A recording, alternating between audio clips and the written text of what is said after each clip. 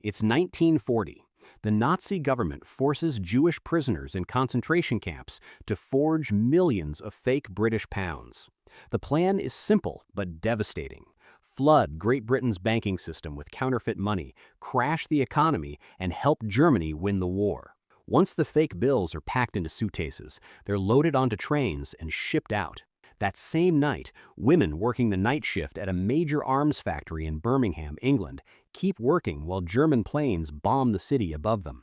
It's one worker's birthday, so her coworkers pause to sing to her and light a candle. It's a brief, warm moment until a bomb scores a direct hit on the factory. The entire building explodes instantly, killing everyone inside. Far away from all of this, Tommy Shelby lives completely alone in the countryside. He was once the most feared gang leader in England, the head of the Peaky Blinders. Now he's isolated, writing his life story in silence. The next morning, his assistant Johnny tells him that Birmingham has been bombed. Tommy doesn't react. Johnny also mentions he ran into a woman fleeing the city who recognized him from the old days. She asked about Tommy, calling him the king of all the gypsies. Johnny told her Tommy had left everything behind to write his book. Later, while Tommy is at his desk, the phone rings. He gets up to disconnect it and spots someone running through his yard. The tension builds, then fades. He slams the table in frustration and goes for a walk to clear his head. Out in the yard, he finds a red scarf hanging on a branch. He can't explain how it got there. The scarf unsettles him, so he eventually hangs it on his brother's grave. Back at his desk, he writes that he's been haunted lately by visions of his dead daughter. But the scarf was real, and that frightens him more than any ghost. That afternoon, Tommy's sister, Ada, comes to visit. She tells him about the factory bombing and begs him to come back and help. Tommy refuses. He says he has his own demons to deal with. Ada doesn't hold back. She scolds him for not seeing his sons in years. Tommy admits he was never a real father. Ada updates him anyway. His son Charles is fighting on the front lines in North Africa. His other son, Duke, has taken over as the new leader of the Peaky Blinders, and he's running the gang straight into disaster. Ada is terrified Duke will either be hanged by the law or killed by the people he's crossed. Tommy says he's a different man since his brother's death. He can't go back. Back in Birmingham, firefighters and police work through the rubble of the destroyed factory. Then the Peaky Blinders show up, and the cops know better than to stop them. The gang rips the front door off its hinges and starts stripping the building of any weapons that survived the blast. The owner immediately objects. Duke tells him they have permission from the chief inspector of the Birmingham police and hands him cash. The owner keeps arguing, so Duke's right-hand man, Elijah, steps forward with a threat. Anyone who interferes will be identified and their families will be beaten. The owner says he isn't scared. Duke knocks him down. His employees fight back, and the Peaky Blinders beat every single one of them without breaking a sweat. Once the civilians stop resisting, the gang finishes loading up all the weapons and walks away.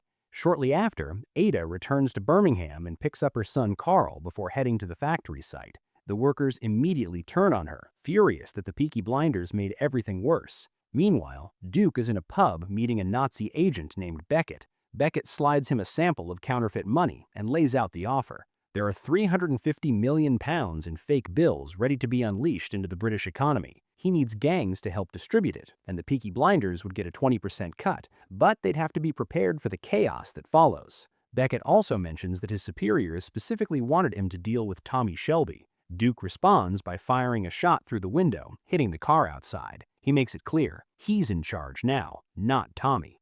Beckett asks Duke directly, is he willing to betray his own country? Duke says yes. Beckett tells him he'll need to prove it tonight. The next day, Tommy hears something moving inside his house and grabs a gun to investigate. He finds a note on the table that reads, "Follow the open windows." He does, and at the end of the trail, he finds a woman named Kolo sitting calmly reading his book. He points the gun at her, then he stops cold. She looks almost exactly like Duke's late mother, Zelda. Kolo explains that she's Zelda's twin sister and that Zelda still communicates with her through dreams and seances. She says Zelda sent her with a message. Both women are Romani gypsies, and Duke is falling in with dangerous people who will destroy the gypsy community. If Tommy comes back and stops his son, Kolo promises to help him find the inner peace he's been searching for. Johnny suddenly bursts in with a gun, thinking there's an intruder. Tommy calmly tells Johnny Kolo is a guest. In private, Johnny warns Tommy that Kolo is a con artist who exploits grieving mothers by pretending to contact their dead sons.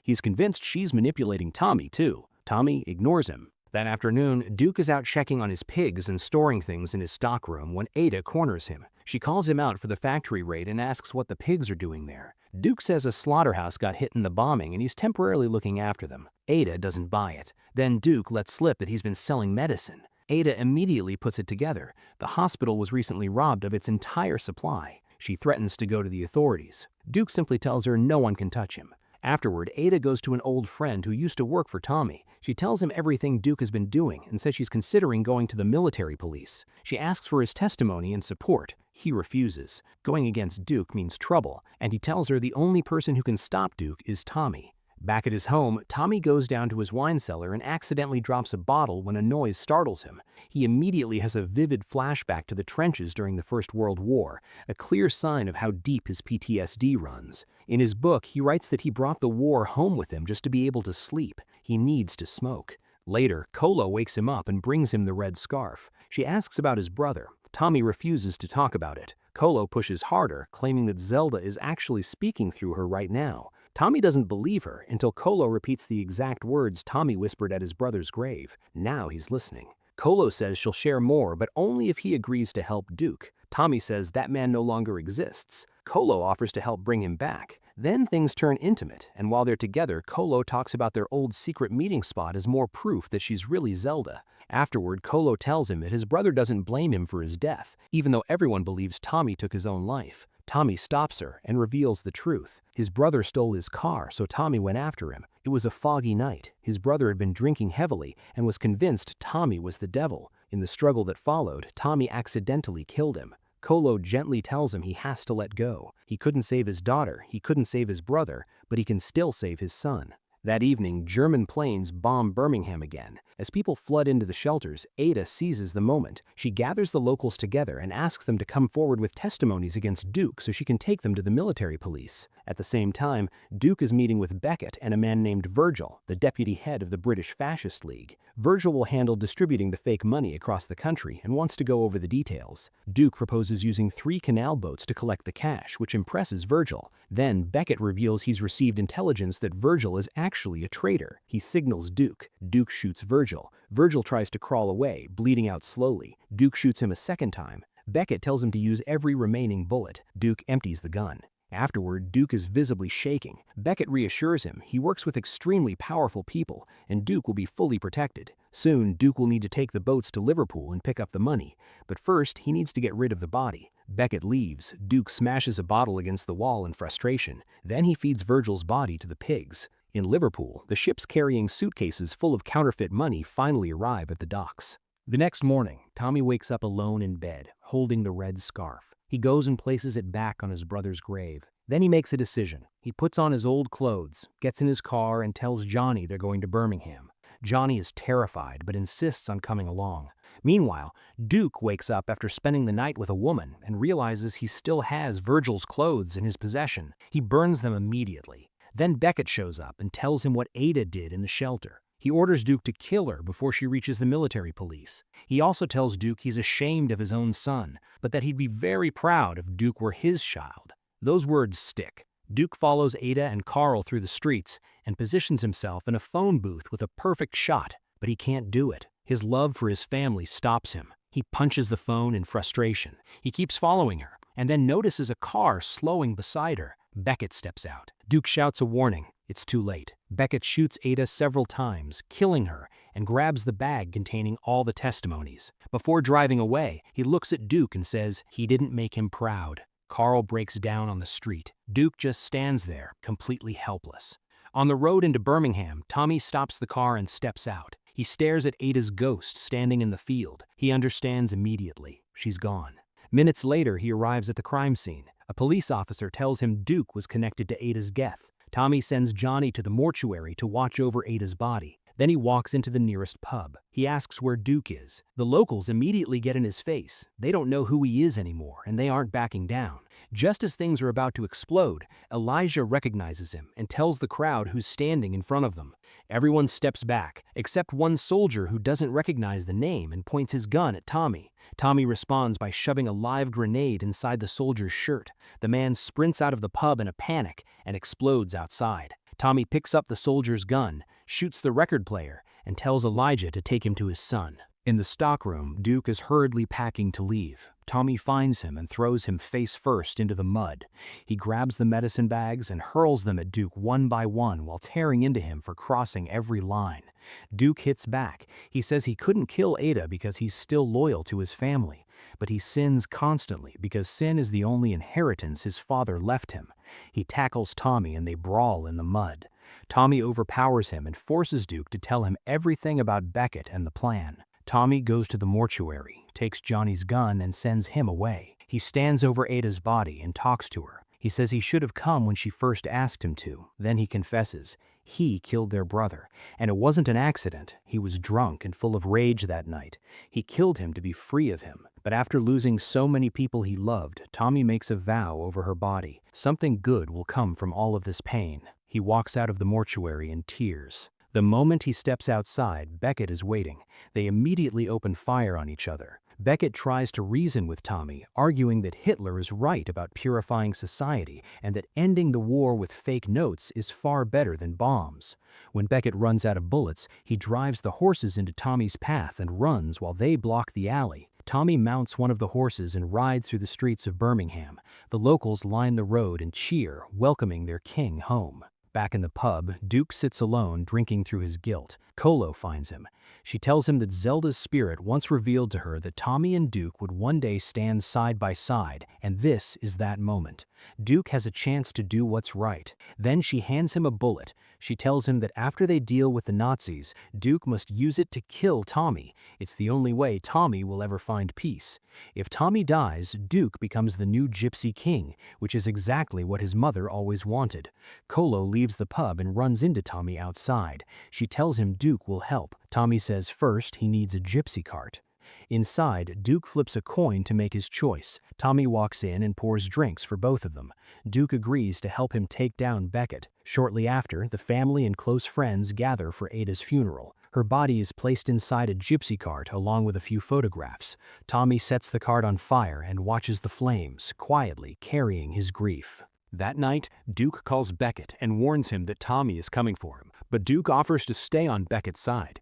Beckett agrees to pay him $70 million to see the plan through. While this is happening, Tommy stands alone watching the ashes of the funeral cart. Then dockyard boss Stagg arrives and hands Tommy everything he needs.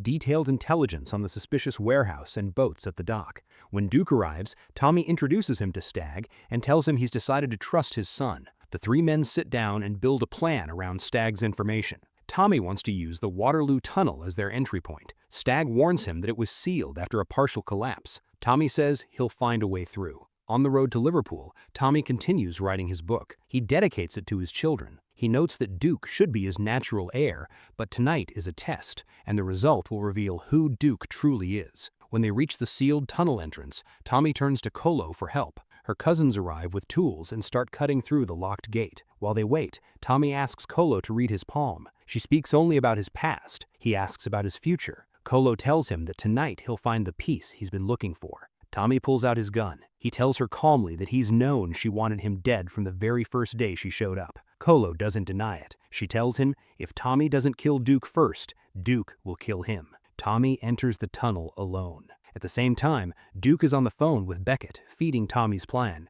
The boat routes, the limited weapons. Beckett relays everything to his German soldiers and they prepare. German planes immediately begin bombing the area. The blasts cause more of the tunnel to cave in, trapping Tommy inside. The darkness and the explanations sent him spiraling into full PTSD flashbacks. He's back in the trenches, surrounded by the dead. But Tommy doesn't stop. He digs through the rubble with his bare hands until he breaks free. He keeps running until he finds the stairs leading up. At the dock, German soldiers watch the canal boats arrive. They open fire on Stagg. Stagg hits a switch to activate explosives he planted earlier, then dives into the water. This was the plan all along. The boat slams into the dock and detonates, wiping out every single German soldier in one massive explosion. Inside the warehouse, Beckett realizes Duke has played him. He draws his gun. Duke stares him down and explains that his coin told him to betray his father, but he chose to ignore the coin and do the right thing instead. At that moment, a bomb detonates inside the warehouse. The blast knocks Beckett off his feet.